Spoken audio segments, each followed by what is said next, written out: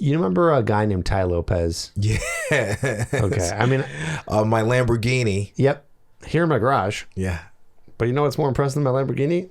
All my books. All this but knowledge. It's going to sound like I'm showing off here, but I know you know Tom. I used to know him personally. Yeah. We weren't like friends, but you know, we've texted, we've talked. I hung out at his house, like his nice house in the hills, because before he became famous for the video, the video and videos, all that stuff, before he was a multi-millionaire, he would have these little parties and he'd invite interesting people who lived in LA. Wow. And so I was kind of part of like a mastermind that he was part of. That's another way that we met. And point being is, the guy's got some interesting things to say. And he said one thing. I've listened to him speak on multiple subjects, but one thing stands out, and I love it. It's a little bit like militaristic in a sense, like kind of intense, tough love, but like that resonates with me. And he said this. He said, it's not, I'm going to butcher it. It's not like an exact quote, but he said something like, you don't deserve anything until you actually get it. Yeah. So, for example, if you don't have a six-pack, you don't deserve it. You don't have $1 million, you don't deserve it. You don't have an amazing woman in your life, or you're sleeping with multiple girls, you don't deserve it. You have to do the work to get the thing. And it's like, oh man, that stuck with me hardcore for many years in a positive way. Yeah. Not like, he's right, I don't deserve it. You know, like, not that. It's like just broken. Right. Yeah. Like someone just beating you. You don't deserve this. But that's the point, is the way to getting what you want isn't going to be where someone's going to get it for you. No. You're going to have to create it. And I think about that, like at least in every couple months, I'm like, you know, whenever like I want to whine and complain in my head about something, why don't I have this yet? But do I deserve it? Yeah, it's like, well, you don't have that yet because you don't deserve it. Yeah. You're not doing the things. You got to do the things. So either put in more work, or work harder, or work smarter. Yes. One of those, right? I agree. I give you a saying that Brent Darden, no one would know him, but basically he's a prominent fitness figure in the fitness business, and he has a saying that is, you're perfectly aligned for the results that you're getting. Oh, I mean that's synonymous with what I just said. Exactly. Yeah. So whatever we're doing or not doing is literally have us in the same situation. Yeah. And when it comes to dating, it's always 9 times out of 10, it's got to be the not doing. From what you have experienced, and I don't want to keep you here too long, but from what you've experienced, is it more what guys are doing to get women, or what the things they're not doing to get women? I mean, it's really both. Yeah. Bottom line is it both. It's both, right? Because with anything, it is the magic of both. There's things you got to stop doing. There's things you have to start doing. Now, gun to the head, I had to pick which one.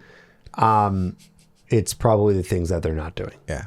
But are there like habits or tendencies that you see guys have that you've helped them develop out of that? Like if you want, even give examples of like things they've done, like, yo, this is a habit you have to break. It's not attractive to women. Yeah. I'm trying to think of a good example here with a client that I worked with recently. So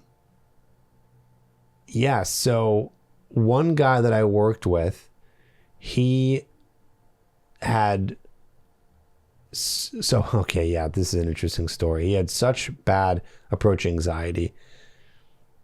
And then when we finally got him over the approach anxiety, and then he's like, okay, I'm like talking to these women, but like, I don't know what to say here.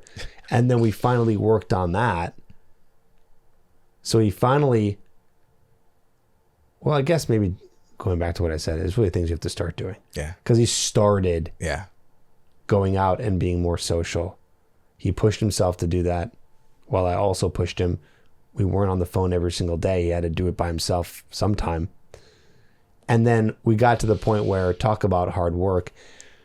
He built himself up from, I couldn't approach, to now I can approach, to I don't know what to say to girls to make them interested in me, to now I can do that.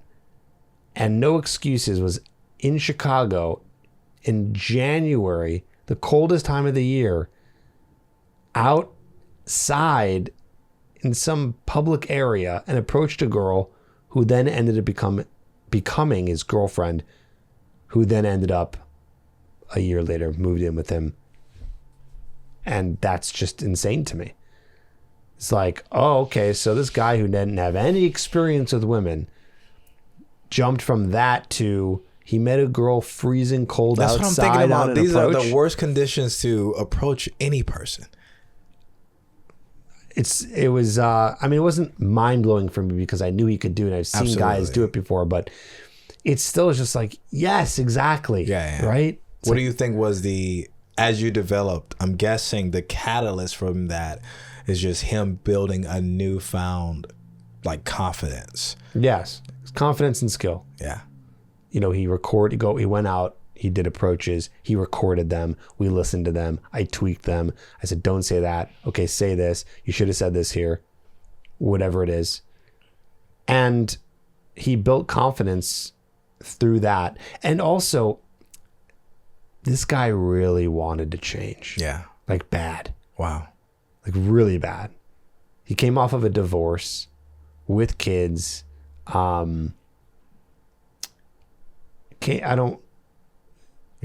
he came from a religious background, no longer religious.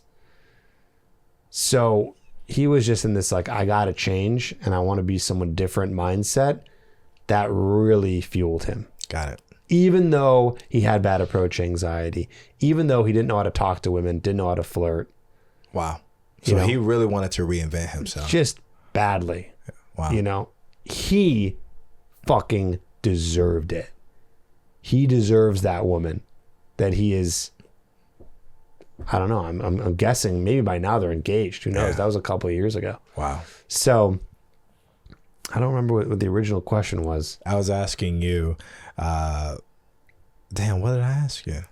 Well, you asked. An example. I was wanting to give an example. What you need to start doing, what you need to stop doing. So actually, I'm gonna take back my answer. Got it. Because you don't want to have double negatives. I don't want to say, well, you should stop not. Yeah. Blah blah blah blah blah. Right. Yeah. Forget the double negative. Make it a positive. You need to start. Yeah. Doing more. Fill in the blank. Right. Lots of things. It could be approaching, building yourself up as a person who's more interesting. Talking to more people, getting more social, changing your eating habits, changing your style habits. Yeah. Right? And that's what we help with. That's a combination. Yeah, of everything.